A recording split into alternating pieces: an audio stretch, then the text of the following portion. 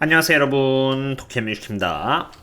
우선 어제를 기준으로 가장 아웃퍼폼해준 섹터는 바로 에너지 섹터였고요. 에너지 다음으로 금융주와 유틸리티가 그 다음으로 준수한 모습을 보여주었고, 가장 언더퍼폼해준 섹터는 고평가를 받고 있는 테크주였습니다. 과거부터 분석드렸듯이 원유주와 테크주는 서로 반대의 흐름을 갖고 있는 만큼 밸류에이션 관점에서도 서로 완전 반대입니다. 여기 테크주를 보시면요, 다른 섹터 대비해서도 가장 높은 밸류에이션을 이렇게 보여주고 있을 뿐만이 아니라 테크 섹터 스스로의 평균 멀티플 대비해서도 지금 이렇게 높은 위치에 와 있고요. 에너지 섹터의 경우는 타 섹터 대비해서 이렇게 가장 저평가를 받고 있을 뿐만이 아니라 지금 현재 밸류에이션을 과거 에너지 섹터가 보여주었던 평균 멀티플과 비교해봐도 가장 저평가인 상태로 그냥 완전 저평가이며 테크주와 대조적인 모습을 보여주고 있는 것입니다.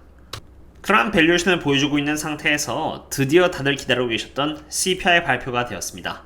가장 먼저 CPI month over month의 경우는 0.6%의 결과치를 보여주면서 컨센과 부합하는 모습을 보여주었고요. 지난날 수치였던 0.2% 대비해서 강력한 성장률을 보여주었다고 볼 수 있겠습니다. 그 다음은 Core CPI month over month의 수치인데요. 0.3%를 보여줌으로써 컨센을 돌파하였고요. 지금 시장에서는 헤드라인 CPI는 오르는 것을 인정하나 콜 CPI는 성장률이 약해질 것이다라고 보아왔는데, 의외로 성장률이 여전히 강함을 이렇게 month over month를 통해서 보여주고 있는 것입니다. 그리고 헤드라인 CPI year over year의 경우는 3.7% 보여주면서 3.6%라는 컨센을 돌파해 주었고요. 지난달 수치였던 3.2% 대비해서 이렇게 강력한 반등을 보여주었는데, 이러한 부분은 당연히 유가 때문이 되겠습니다. 그리고 마지막으로 콜 CPI year over year의 경우는 4.3%로 컨센과 동일한 수치를 보여주었고요. 비록 지난달 대비해서 적은 수치를 보여주었습니다만, 여기 콜 CPI month over month의 수치가 여전히 반등을 하고 있는 상태이기 때문에 콜 CPI year over year의 경우는 약해지고 있다고 말하기엔 힘들 것 같습니다. 어쨌든 CPI의 경우는 제가 저희 멤버십 분들 상으로 오늘 아침에 공유드리는 것과 일치하는 결과가 나왔습니다.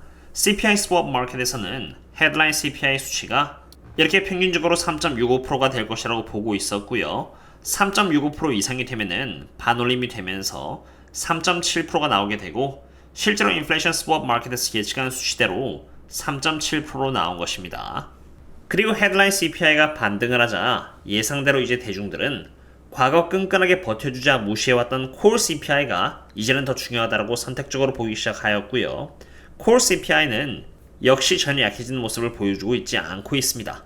연준이 가장 우려하고 있는 부분은 바로 서비스 인플레이션으로, 서비스 인플레이션은 헤드라인 CPI에서 음식과 에너지 그리고 부동산 부분을 뺀 것을 의미합니다.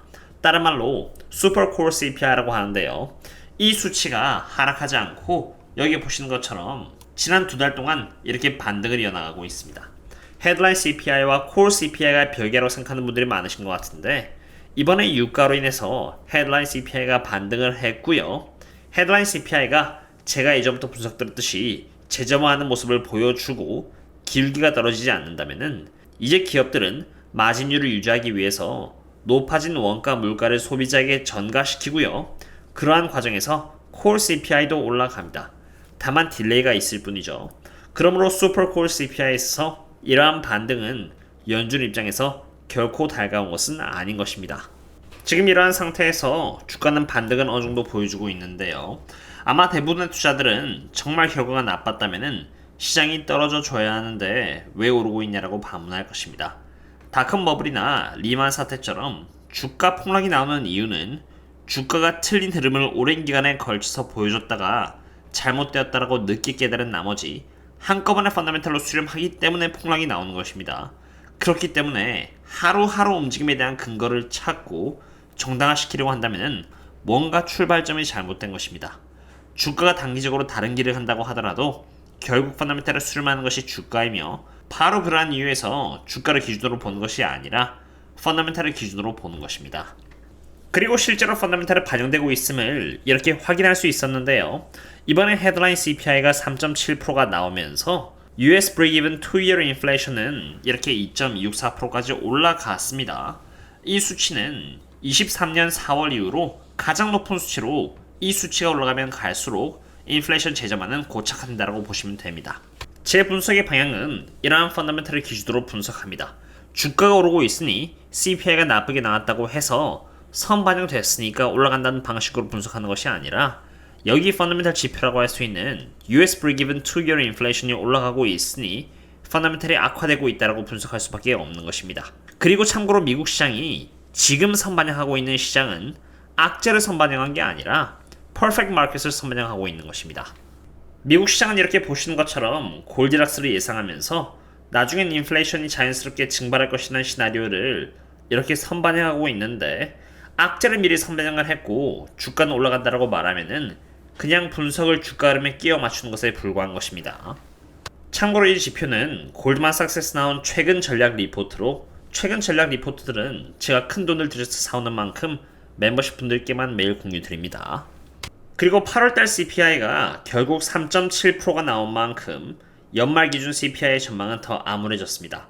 실제로 이러한 전망들을 설명하시는 분들이 있는지 모르겠지만 제 기준으로 아무리 봐도 그렇게 좋아 보이진 않습니다. 이번에 month over month 기준으로 0.6%가 오르면서 이렇게 올라갔고요. 지금 이러한 상태에서 만약 12월까지 CPI의 성장률이 0%가 되면은 헤드라인 CPI year over year는 12월 달에 3.31%로 마무리가 될 수 있게 됩니다. 하지만 아주 만약 이제 다음 달부터 12월까지 CPI month over month가 지난 8개월 동안 보여주었던 평균 성장률을 보여준다면은 2013년은 이렇게 5.23%의 CPI로 종료될 가능성이 큽니다. 쉽게 말해서 올해 기준 CPI의 구간은 3.31%에서 5.23% 정도가 될 것이라는 것을 의미하는 것이고요. 여기서 유가가 만약 떨어지지 않고 꾸준히 상승을 이어나간다면 5.23%에서 더 높은 수치가 잡힐 수도 있습니다. 이렇게 되면 시장이 그리고 있는 Price for Perfection이라는 시나리오인 골디락스는 끝났다라고 보는 게 맞겠습니다. 그럼 이제 애플을 보도록 하겠습니다. 참고로 애플의 경우는 어제 아이폰 15 발표가 있었고요. 이번에 가격 인상이 없었다고 보는 게 맞습니다. 아이폰 15 프로 맥스가 1099달러에서 시작하기보다는 이제는 1199에서 시작한다고 하긴 하나 125GB짜리가 빠졌고 그게 256GB로 대체되었습니다. 그러므로 가격 인상은 없었다라고 보시면 됩니다. 그리고 가격 인상이 없었다라는 것은 사실 마진율을 올리기에는 어려움이 있었다라는 것을 의미하므로 주가 입장에서는 그렇게 좋은 것은 아닙니다. 지금 애플을 보시면요. 애플은 기술적 관점에서 봤을 때 위태위태한 상태입니다. 여기 175달러라는 지지선이 이렇게 무너지고 있는 상태이고요. 이게 확장이 되면은 그 다음인 170달러까지 갈 수 있게 되고 그렇게 되면 여기 바로 아래인 상태인 갭을 채우러 나갈 수 있게 됩니다.